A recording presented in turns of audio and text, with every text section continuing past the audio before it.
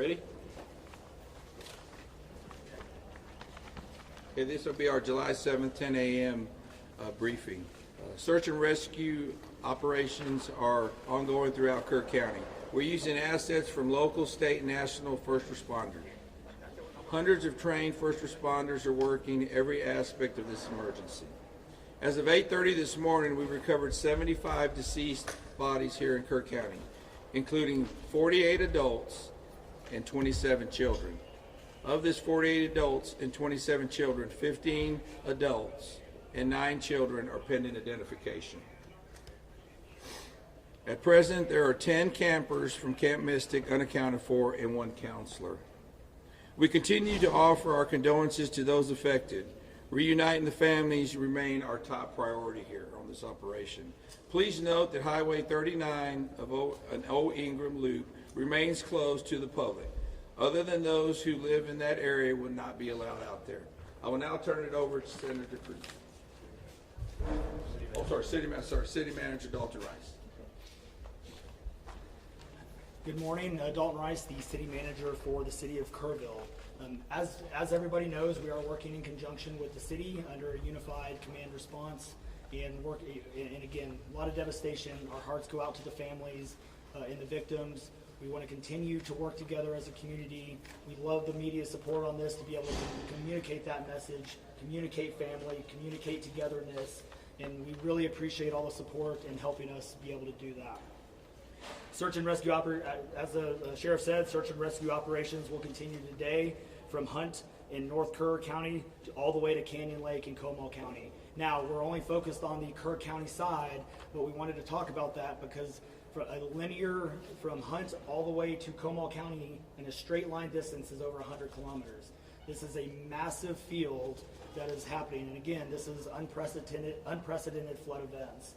So we are still currently in the primary search phase, which is the rapid one.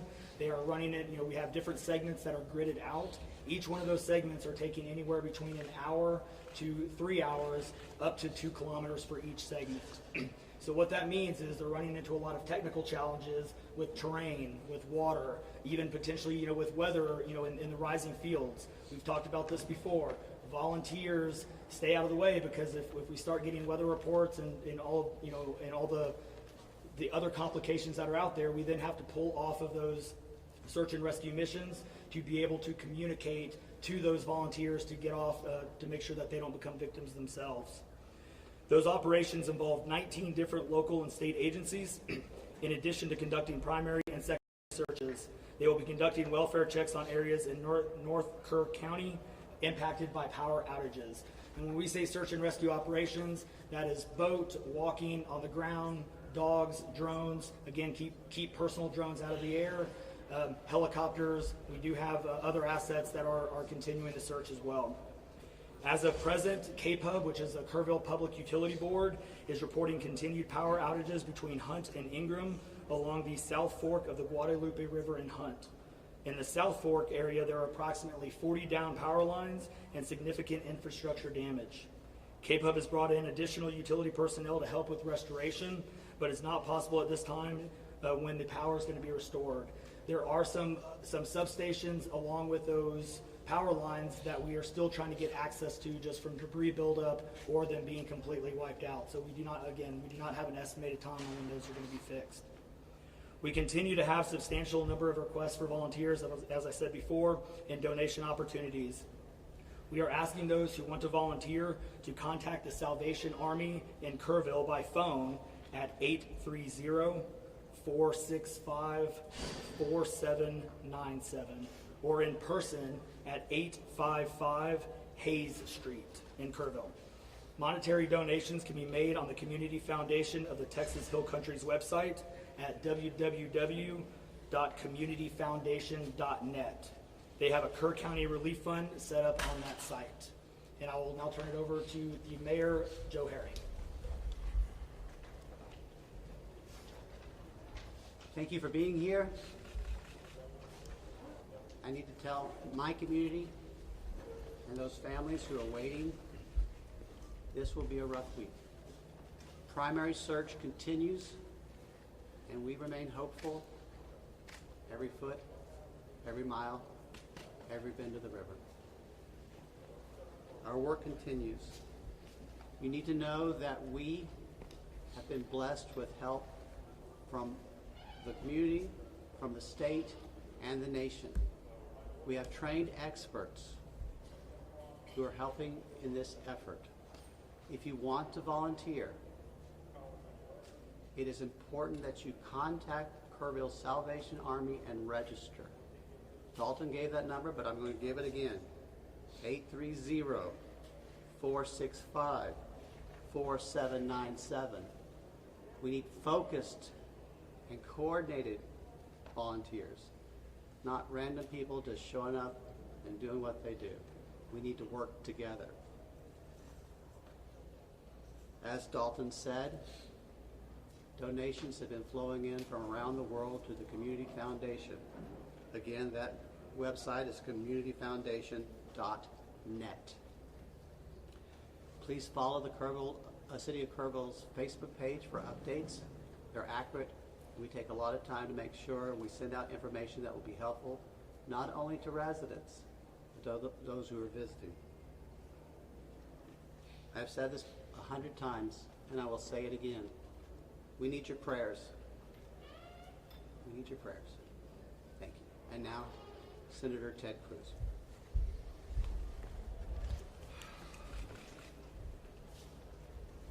Texas is grieving right now. The pain, the shock of what has transpired these last few days has broken the heart of our state. As of yesterday, the confirmed death toll was 82, and those numbers are continuing to go up. The children, the little girls who were lost at Camp Mystic, that's every parent's nightmare. Every mom and dad. Last week, we were picking up our daughter from camp here in Hunt. Our girls have gone to camp here for a decade. The Hill Country is an incredible part of Texas, part of the country. The natural beauty here is incredible. The camps that have raised generations of little girls and little boys and instilled character and love and faith are extraordinary institutions. And I'll tell you, the pain in our state, and it's every part of the state. You've got Texans from all over the state who were here celebrating the 4th of July. A week ago, this was a time of great celebration. You're dropping your little girl off at camp, your little boy off at camp.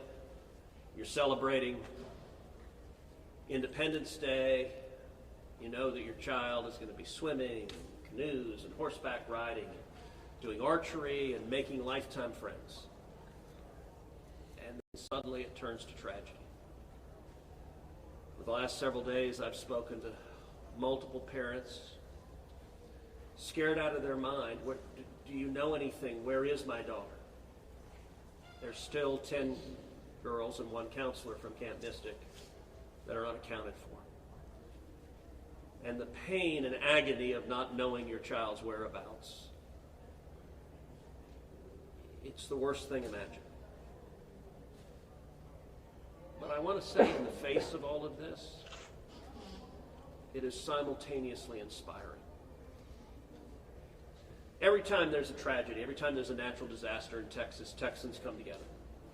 Texas is a big state. We've got 31 million people, and we have hurricanes, we have tornadoes, we have wildfires.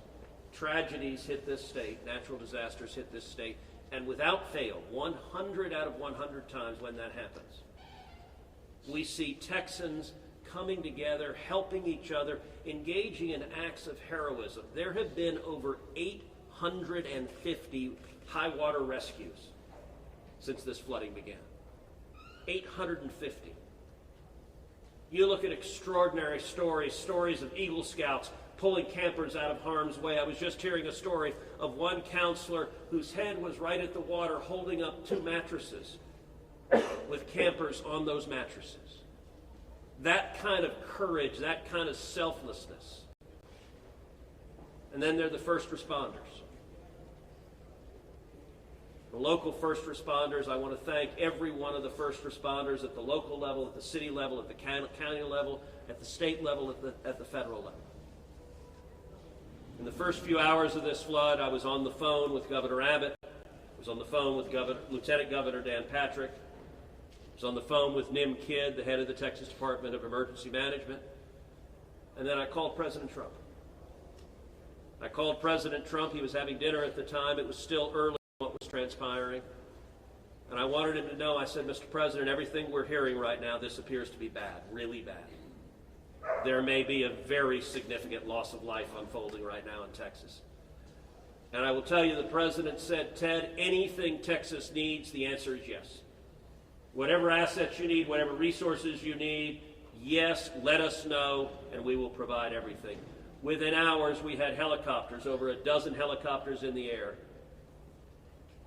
National Guard, DPS, game wardens, Coast Guard, doing search and rescue, reaching down. We've all seen the videos of little girls being pulled up, hoisted out of harm's way. Incredible courage and heroism.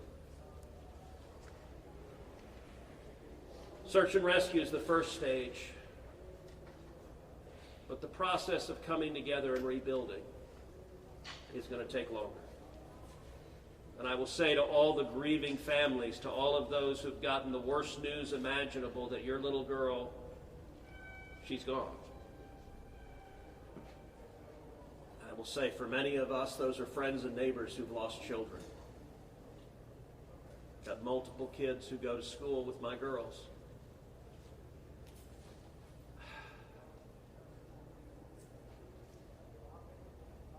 The mayor asked for prayers.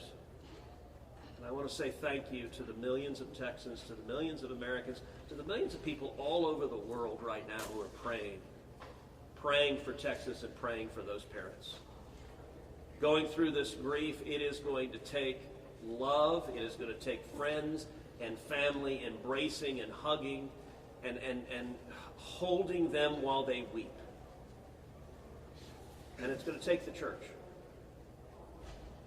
With every disaster, one of the things we see here in Texas is the church steps up and the church helps and the church feeds and clothes and comforts. This morning I met with a group of chaplains who've been going through the incredibly difficult process of talking to mom and dad after mom and dad who just lost the most precious person they ever knew. And those chaplains are just trying to love them and show God's love. So I want to say we will come through this. To those in the midst of grief right now, that might seem hard to fathom. But Texas will come through this. And I just want to say thank you. I want to say thank you to these gentlemen here who are working. They are not sleeping. They are working every day. Thank you to the families. Thank you to the Salvation Army.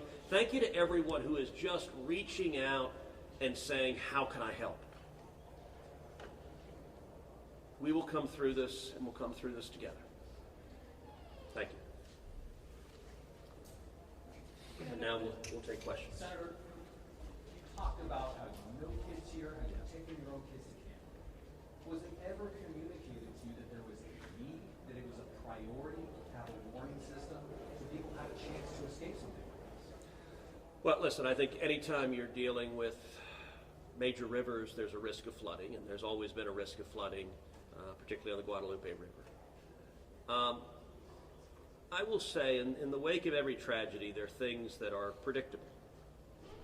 One of the things that's predictable is that you see some people engaging in, I think, partisan games and trying to blame their political opponents for a natural disaster. And you see that with a hurricane, with a tornado, with a wildfire, with this flooding, where people immediately say, well, the hurricane is Donald Trump's fault. You know, look, I think most normal Americans know that's ridiculous, and I think this is not a time for partisan finger-pointing and attacks. Now, after we come through search and rescue, after we come through the process of rebuilding, there will naturally be a period of retrospection where you look back and say, okay, what exactly transpired? What was the timeline? and what could have been done differently to prevent this loss of life. And that's a natural process. I think it should not happen in a bitter and partisan sense, but it should happen in a reasonable sense of saying, what lessons can we learn? And I will give an example. You know, Houston's my hometown. If you live on the Gulf Coast, we get hurricanes. That's part of living on the Gulf Coast as hurricanes hit. And I do think Texas as a whole has learned over time how to deal more effectively with hurricanes. And so you look here, we know the National Weather Service put out an emergency warning just after 1 a.m. and a second emergency warning just after 4 a.m. Now, obviously, most people at 1 a.m. and 4 a.m. are asleep. And so I think we will have a reasonable conversation about, A, are there any ways to have earlier detection? And some of that, the limits of a flash flood, they're very difficult because they can arise so quickly. But everyone would agree in hindsight, if we could go back and do it again, we would evacuate particularly those in the most vulnerable areas, the young children in the cabins closest to the water. We would remove them and get them to higher ground if we could go back and do it again. Obviously, everyone would. The people in RVs by the river's edge. We know in disasters like this, RVs and mobile homes are particularly susceptible, whether a flood or a hurricane or a tornado, they're particularly susceptible to that. And so my hope is, in time, we will learn some lessons to implement to next time, and there will be another flood, there will be another disaster, but next time there's a flood, I hope we have in place processes to remove especially the most vulnerable from harm's way. But I think that's going to be a process that will take a careful examination of what happened and how can we implement processes better in the future to prevent this same loss of life. Senator, there were claims that the National Weather Service sent that first flash flood warning that should have alerted phones at 1:14 in the morning. But we have a federal public database maintained by PBS Warn, that says the first emergency alert wirelessly here in this area to Kerr County was not until after 9 a.m. That was more than 4 hours after the severe flooding had come to this area. Did you know that? Have you seen that? And what's your response, knowing the state and cuts to NWS in recent months by this administration? So I don't know the source for what you're saying. All of the public reporting I've seen is that there were two alerts that went out, one just after 1 a.m., one after 4 a.m. You know, I can tell you, I talked about the partisan finger pointing. I think there have been some eager to point at the National Weather Service and say cuts there led to a lack of warning. I think that's contradicted by the facts. And if you look at the facts in particular, number one, that these warnings went out hours before the flood became a true emergency level. But number two, the National Weather Service here, New Braunfels is where they were headquartered. They had additional manpower. In fact, they had 3 additional people working that night, anticipating that it was going to be a very dangerous weather situation. I also think it's worth noting that the National Weather Service Union, which has been very critical of the DOGE cuts, has publicly said that they don't believe that the reduction in staffing had any impact whatsoever on their ability to warn of this event. And so, look, I think it is reasonable over time to engage in a retrospective and say at every level what could have been done better, because all of us would want to prevent this horrific loss of life. But I think just immediately trying to use it for either side to attack their political opponents, I think that's cynical and not the right approach, particularly at a time when we're dealing with a crisis and we're dealing with grief. But does this make you question whether there should be cuts at the National Weather Service and FEMA? I know you've been supportive of FEMA. Look, I am very supportive of FEMA. I'm very supportive of the National Weather Service. They both perform essential roles, and I think it is critical at every federal agency, particularly when you're dealing with public safety, that we make sure that critical roles are maintained. That's a longer and broader discussion, but as I said, everything from the public evidence indicates that was not a contributing factor to what Is occurred. it possible to get Dalton in just to talk about that and the National Weather Service alert? Because there were escalating forecasts throughout the day from the National Weather Service. What did the emergency managers of the county and other local officials do with that information starting at 1:15 and onward, where you had the dire river forecast at 6:30? Were emergency managers doing anything to put any processes in place to warn people when So overall, we were preparing for the July 4th, weekend. So we had National EMR on site. We were, basically stood up kind of an incident command post, if you will, to prepare for that event. So everybody was kind of up, looking at weather. We looked at the weather before. When you looked at the National Weather Service, flood map, it spanned all the way from the west side of Texas, with Kerr County kind of being in that upper northeast corner of it. And so everybody, including the National Weather Service, was looking at where's the rain going to hit. We know it's somewhere in here, but with rain, especially when you're dealing with terrain, you got to figure out. Sometimes you don't know until it falls. So once it starts falling, then you got to figure out, okay, how's the watershed going to do this? How's the science going to work? And when you had that north and south fork that we had talked about before, it all converged into one. We do know that a lot of the camps were looking at this just as much as as everybody was.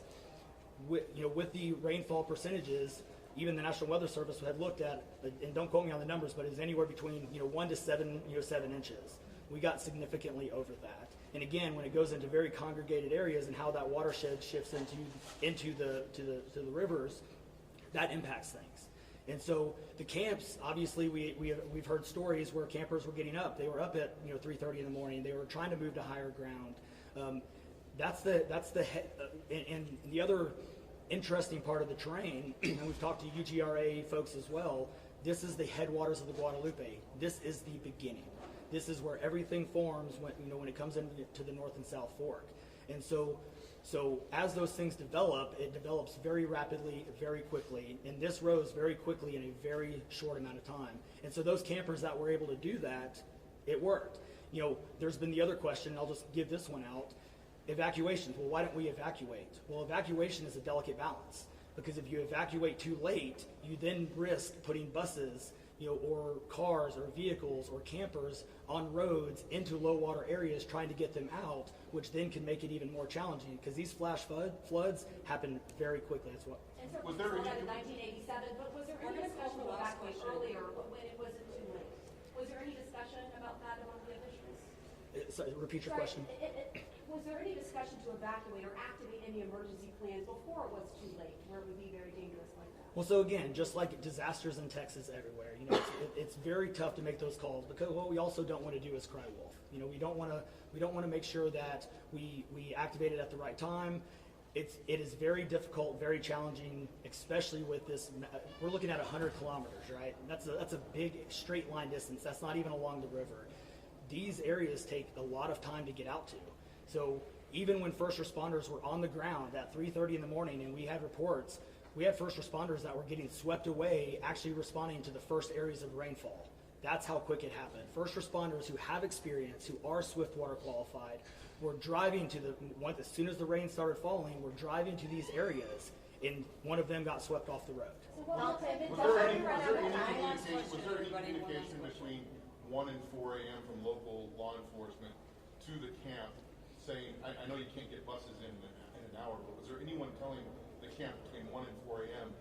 you need to get the girls to higher ground at the very least, even if they have to walk up there in the rain, as many of them actually ended up doing? Was there any communication from local law enforcement to anyone at that camp between 1 and 4 a.m.? That I don't know off the top of my head. What I do know, though, is there's 55,000 people in Kerr County. Kerr County is a massive, massive area. From here to those camps is 45 minutes on a good day.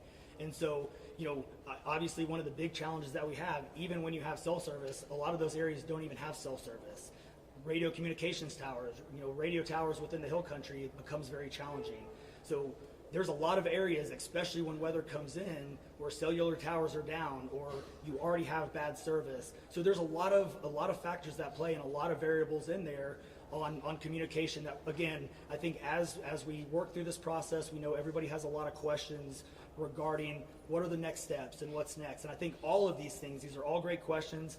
And as we continue search and rescue and as we continue to move to the next step, we definitely want to dive in and look at all of those things, from cell service tower to radio communications, or emergency alerting. Any of those things, I think we all really need to take a look at and review. And we're looking forward to doing that once we can get the search and rescue and stuff. In regards to the total number of, before I say anything else, I just want to say thank you to you, to all the first responders, to everyone involved. We've been praying. Thank you. We've been praying. The media's been praying. Thank you guys for doing that. I've got two questions. One for you. Trying to get an accurate count on number of missing. I know you can't. I know we don't know we don't know what we don't know. Yes. But do we know a rough idea on total estimates that are still missing overall throughout the county? And then one other follow-up. This may be for Senator Cruz. A lot of speculations being made about this being somehow man involved with the weather modification, with some of the rainmaker technology, working with farmland. Do you think any of that, is there going to be any investigations into that, or can you communicate anything on that? Let me answer your first question. I'm definitely turning that second one over to him. So, on the first question, with missing persons, so obviously we have the knowns, the can't miss the kids, which is the numbers coming down as the sheriff has stated, and then we have the unknowns. But we don't know what we don't know. We actually have a 5 hotline line. It fluctuates between 3 and 5, but we're working on it. We get calls 24 hours, 7 days a week. We haven't hit the weeks yet, but we're still taking in calls. We are collecting all that information. So we don't have a solid number that we're willing to talk about right now. We do know that it is a lot, because we also are getting a lot of fake calls. You're looking. This is a worldwide discussion, and we're dealing with scammers. Victims' families are being reached out to, saying that they have their kids, pay me money. It's heartbreaking. It's absolutely heartbreaking. We're dealing with with mental health issues, where people are calling saying they have visions. All of these things we're dealing with on a day-to-day basis, and we're having to vet this information, and it becomes very taxing on our people. Again, this is an extremely heartbreaking. This is, if not the worst, one of the worst disasters in this region in a very, very long time, even beyond 1987. And so but would best estimate like dozens or hundreds, or just to give people an idea? A lot. So. At what point do you think? The follow-up, Yeah. just a follow-up question. Yeah, And not to get into the weeds on, people are asking lots of questions, and where should we start the investigations after? to the best of my knowledge, there is zero evidence of anything related to anything like weather modification. And look, the internet can be a strange place. People can come up with all sorts of crazy theories. What I know is a reality is that a whole lot of Texans are grieving right now. I will tell you, I was visiting with one parent who was talking about online, being harassed online because their information was public, that they had a little girl who was missing in Mystic. And look, there are a lot of people who are messed up, and my call for everyone, there's a time to have political fights, there's a time to disagree. This is not that time. This is the time just to reach out, support each other, go volunteer at the Salvation Army, give them money, go volunteer at your church, go. You know what I did when this happened? Just go hug your kids. Because I got to tell you, I hugged my girls with tears in my eyes, because every one of us who's a parent, there but for the grace of God go I. And nothing will fill the void in these moms and dads' hearts, but they'll make it through it. And every one of us, we have an obligation to come through and help them make it through it. And look, Texas will come through, and let me say, Kerr County, the Hill Country is incredible. It is beautiful. And these summer camps, Camp Mystic is an incredible Texas institution. For a century, it has made a profound difference helping young girls become strong women in Texas and across the country. And so, for me at least, I'm praying for these camps. I'm praying for all the campers, everyone implicated, everyone impacted. And I hope we come together and stand as one doing that.